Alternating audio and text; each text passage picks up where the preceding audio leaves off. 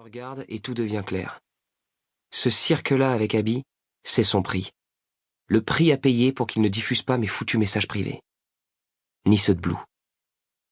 La vache. Je croyais Martin du genre inoffensif.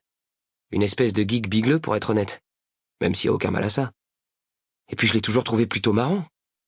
Sauf que j'ai pas envie de rire là. Tu vas vraiment m'y forcer, dis-je? Te forcer comme tu y vas, c'est pas ça. Ah ouais, c'est quoi alors? C'est rien du tout. Enfin, elle me plaît, voilà.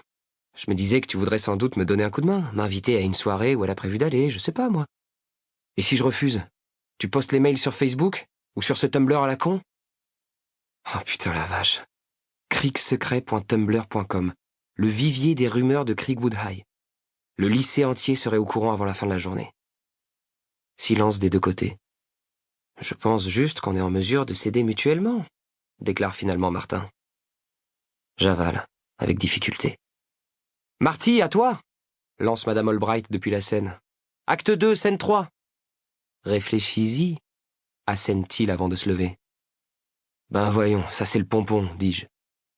Il me regarde, un silence lourd de sens. J'hésite. Je sais pas ce que tu veux que je te dise. Comme tu voudras. Il hausse les épaules. Jamais de ma vie j'ai été aussi pressé de voir quelqu'un partir. Mais alors que ses doigts effleurent le rideau, il fait souvent volte-face. Par curiosité, dit-il, c'est qui, Blue? Personne, un mec en Californie. Martin se colle le doigt dans l'œil s'il me croit prêt à dévoiler son identité. Non, Blue ne vit pas en Californie, il habite à Shady Creek et fréquente le même lycée que nous. Et non, Blue n'est pas son vrai nom. C'est quelqu'un. Peut-être même quelqu'un de ma connaissance. Mais je ne sais pas qui. Je suis pas sûr d'avoir envie de le savoir. Tout comme je ne suis absolument pas d'humeur à me coltiner ma famille. Il me reste à peu près 1 heure avant de passer à table. Autrement dit, 1 heure pour essayer d'arranger ma journée de cours en une série d'anecdotes hilarantes. Je plaisante pas. Discuter avec mes parents, c'est encore plus épuisant que de tenir un blog. C'est drôle quand même. Avant, j'adorais les bavardages et le chaos qui précède le dîner. Maintenant, je suis toujours pressé de sortir. En particulier aujourd'hui.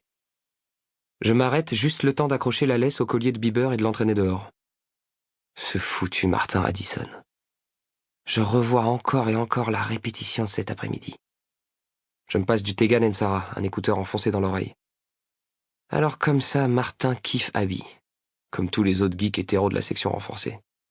Et tout ce qu'il attend de moi, c'est que je le laisse nous coller au basque. Pris comme ça, c'est pas si terrible. Si ce n'est qu'il me fait du chantage. À moi et par extension à Blue. Détail qui me donne envie de défoncer quelque chose. Mais Tegan et Sarah me font du bien. La balade à pied jusqu'à chez Nick aussi. L'air porte en lui la fraîcheur caractéristique du début de l'automne, et les habitantes décorent déjà leur seuil avec des citrouilles. J'adore. J'ai toujours adoré, depuis tout petit.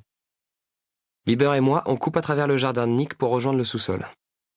Face à la porte, un écran de télé monumental sur lequel des templiers se font malmener. Nick et Léa sont installés sur des fauteuils gaming à bascule. On dirait qu'ils n'ont pas bougé de l'après-midi. Nick met le jeu en pause à mon arrivée.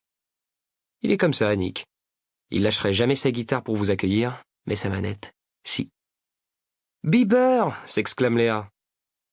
En quelques secondes, le voilà perché sur ses genoux, la langue tirée et la patte frétillante. Il perd toute dignité devant Léa. « Vas-y, je t'en prie, salue le chien, fais comme si j'étais pas là. »« Pauvre Simon, tu veux que je te gratte derrière les oreilles ?» J'esquisse un sourire. C'est bien, tout est normal. La normalité, c'est pile ce dont j'ai besoin en ce moment. « Qu'est-ce que vous faites ?»« Juge-en par toi-même, dit Nick. » Avant de nous demander si on veut qu'il nous raconte son rêve de cette nuit, Léa et moi savons que c'est une question rhétorique.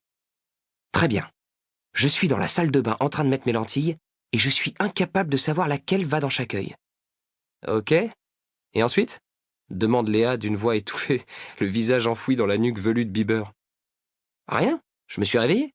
J'ai mis mes lentilles comme d'habitude et tout allait bien. Super le rêve, dit-elle. Avant d'ajouter un instant plus tard. Si tu veux mon avis, c'est pour ça qu'il y a des étiquettes droite et gauche sur les étuis de lentilles. Je lui fais écho en me laissant couler sur le tapis, les jambes croisées. Ou que les gens feraient mieux de porter des lunettes au lieu de se tripoter les globes oculaires. Bieber s'extirpe des genoux de Léa pour me rejoindre. Et aussi parce qu'avec tes lunettes, tu ressembles à Harry Potter, hein, Simon? Une fois, j'ai fait la remarque. Pour continuer à écouter ce livre audio gratuitement, cliquez sur le lien dans la description et vous pourrez l'écouter en entier sans frais grâce à l'essai de 30 jours d'Audible.